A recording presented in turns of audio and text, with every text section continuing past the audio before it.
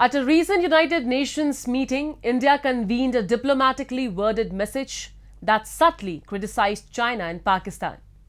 The main issue, the rejection of proposals to blacklist terrorists with global sanctions.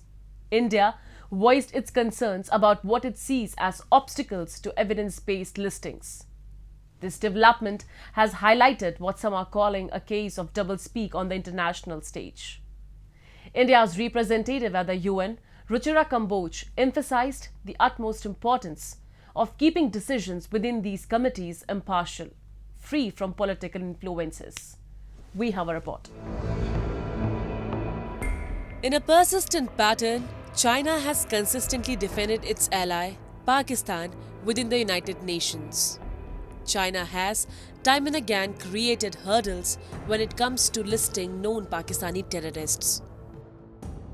In June of this year, Beijing blocked a motion jointly put forth by India and the United States to designate Pakistani terrorist Sajid Mir as a global terrorist under the 1267 Al-Qaeda Sanctions Committee.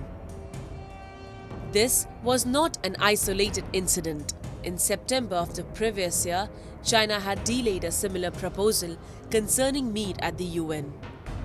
Mir is India's most wanted terrorist and the main handler of the 26/11 Mumbai terror attacks that shook the entire world.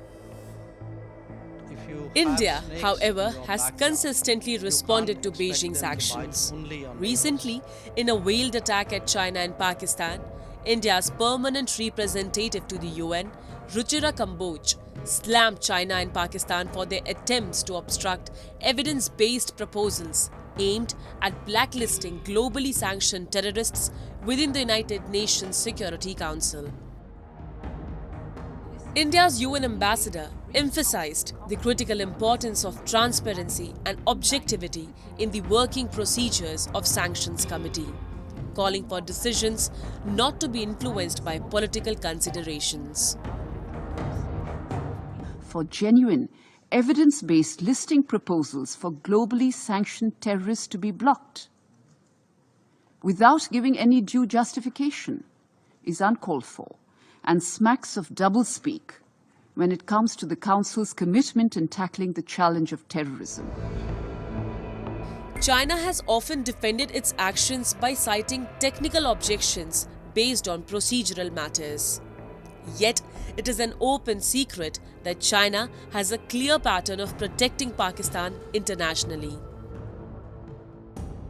For instance, in June of the previous year, India and the United States jointly proposed the listing of Abdul Rahman Makki, a close associate and brother-in-law of Lashkar-e-Taiba's terror outfit founder Hafiz Saeed, on the UN Security Council's list of global terrorists. Both nations had already designated Makki as a terrorist under their respective domestic laws, and the US had offered $2 million reward for his capture. Nevertheless, China blocked India's move at the UN Security Council by imposing a technical hold on the proposal, shielding Makki from global terrorist designation. China, to protect their favorite colony Pakistan, has always been kept doing this. It did the same thing with Jaish-e-Mohammed chief Masood Azhar. New Delhi proposed sanctioning Masood Azhar in the year 2009, but it finally happened almost 10 years later in 2019. And during this time, Beijing kept blocking India's proposal.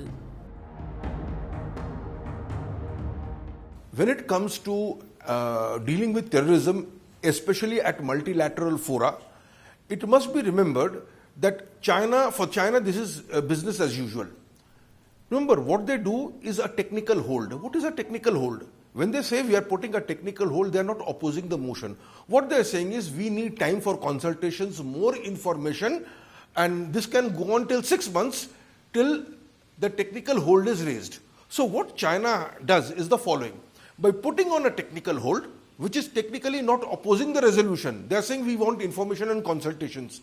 It allows Pakistan to do certain things which takes away the momentum from such resolutions. Now, why does it do it? It's a quid pro quo. China has been Pakistan's ally. It has aided Pakistan in its nuclear program. It has aided Pakistan is a country which from time to time has delivered what few nations would do in terms of dirty tactics for other nations. Previously, they did this for the United States, now they are doing it for China. So, given such a country which is able to do your dirty job for you, it is understandable why China would stand up for Pakistan. But of course, China is clever. What it does is to ensure that it does so in a manner so that China is not seen to be supporting terrorism, because China is also a victim of terrorism in the Xinjiang region. But it does so in a manner that Pakistan is able to get away with it, but no mud sticks to China. China has maintained its diplomatic backing for Pakistan at the United Nations. In return, Pakistan has given up its power and territory to demonstrate its loyalty to Beijing. However, this unwavering allegiance to China, driven by promises of economic prosperity and friendship, is causing Pakistan to miss opportunities for true independence. As a result, Pakistan risks neglecting the essential needs of its own citizens.